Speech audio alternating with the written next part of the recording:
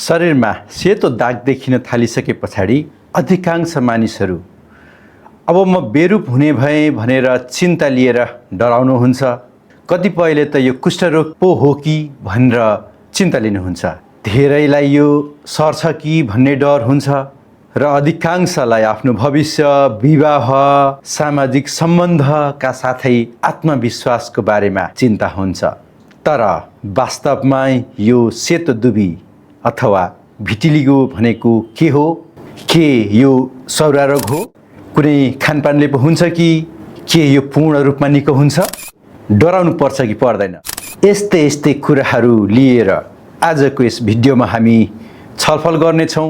साथै जुन 25 मा विश्व भिटिलिगो दिवस किन मनाइरहेको छ, माइकल ज्याक्सन र भिटिलिगो बीचको सम्बन्ध के छ, आज यसको बारेमा हामी ब्याकअप छलफल गर्नेछौँ। तपाईलाई आजको भिडियोमा हामी स्वागत गर्दै सुरु गर्छौँ। के हो त भिटिलिगो?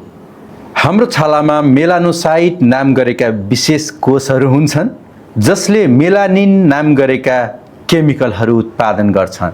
यही मेलानिनको कारणले हाम्रो छालाको रङ निर्धारण गर्दछ।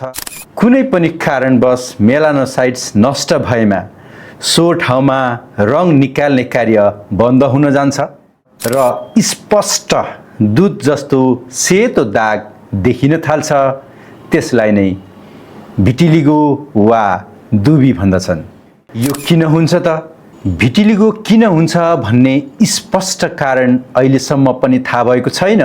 तर हालसम्मको वैज्ञानिक प्रमाणले यो मुख्यतया अटोइम्युन रोग भन्ने देखाउँछ।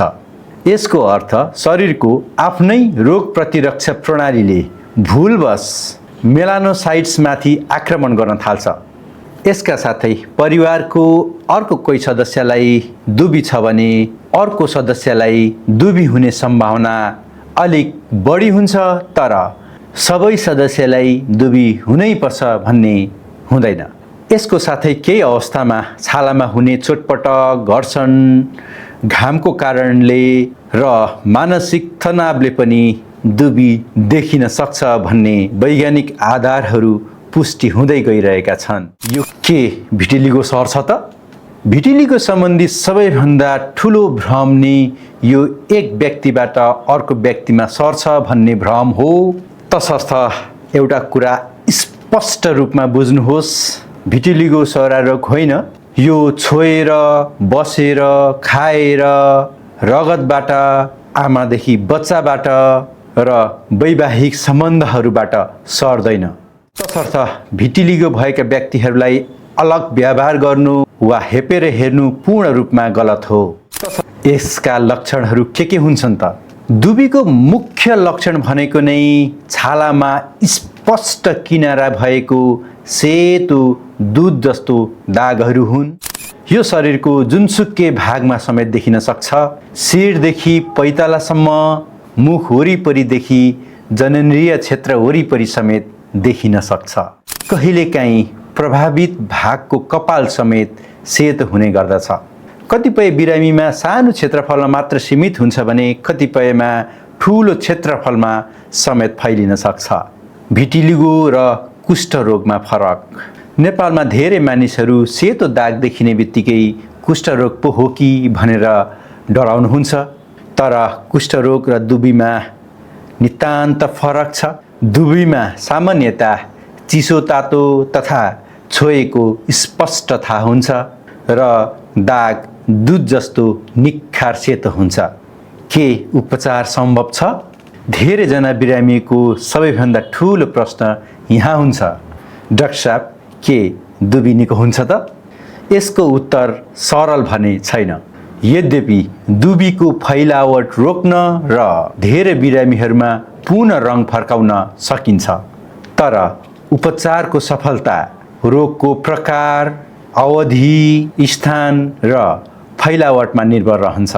उपचारका विधिहरूमा विभिन्न प्रकारको लाउनेदेखि खाने औषधिका साथै फोटोथेरापी र केही बिरामीहरूमा शल्यक्रिया समेत गर्न सकिन्छ। शरीरमा रहेका दागहरूमा उपचारको नतिजा अत्यन्तै राम्रो हुन्छ भने हत्केला, पैताला, औँलाहरू र ओठमा रहेका दागहरूमा पुनः रङ फर्काउन निकै चुनौतीपूर्ण पनि हुन्छ र सबैभन्दा महत्त्वपूर्ण कुरा जति छिटो औषधि सुरु गर्यो त्यति नै सजिलै नियन्त्रण गर्न सकिन्छ। यो कुरामा भने दुई मत छैन। अब जाउँ खानपान र घरेलु उपचार बारेको सत्य। दुबी कुनै विशेष किसिमको खानाको कारणले गर्दा आउने होइन। दूध र माछा सँगै खाँदा हुन्छ भन्ने मान्यतामा कुनै वैज्ञानिक प्रमाण पुष्टि भएको छैन। इन्टरनेटमा भेटिने विभिन्न घरेलु उपचार र चमत्कारी औषधिहरूको पछि लाग्नु जोखिमपूर्ण हुन सक्छ। अन्त्यमा आजको यस भिडियोबाट तपाईले घर लिएर जानुपर्ने सन्देश भनेको दुबी एउटा नसर्ने प्रकारको रोग हो। यो जीवनको लागि खतरा पनि छैन, तर यसले व्यक्तिको आत्मविश्वास र मानसिक स्वास्थ्यमा नराम्रो असर पार्न सक्छ। त्यसैले रोगबारे सही जानकारी, परिवारको सहयोग र भिटिलिगो दिवसको बारेमा एउटा रोचक तथ्य तपाईहरू समक्ष म छलफल गर्दैछु। सन् 1980 र 2000 को दशकमा सङ्गीतको क्षेत्रमा संसारभरि नै सर्वाधिक चर्चित व्यक्तिको नाम लिनुपर्दा एक नम्बरमा आउने नाम हो माइकल ज्याक्सन। उनलाई द किङ अफ पप भनेर पनि उपनाम दिएको थियो।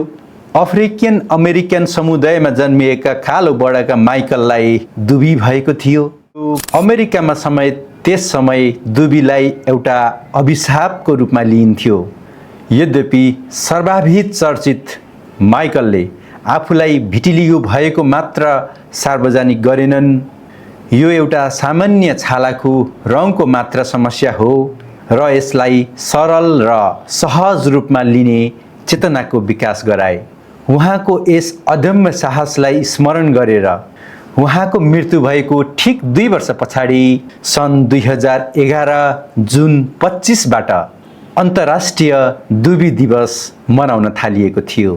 यदि तपाईँ वा तपाईँको परिवारमा कसैलाई यस्तो समस्या छ भने डराएर चिन्ता लिनुभन्दा चाँडोभन्दा चाँडो छाला रोग विशेषज्ञसँग परामर्श गर्नु नै बुद्धिमानी हुन्छ।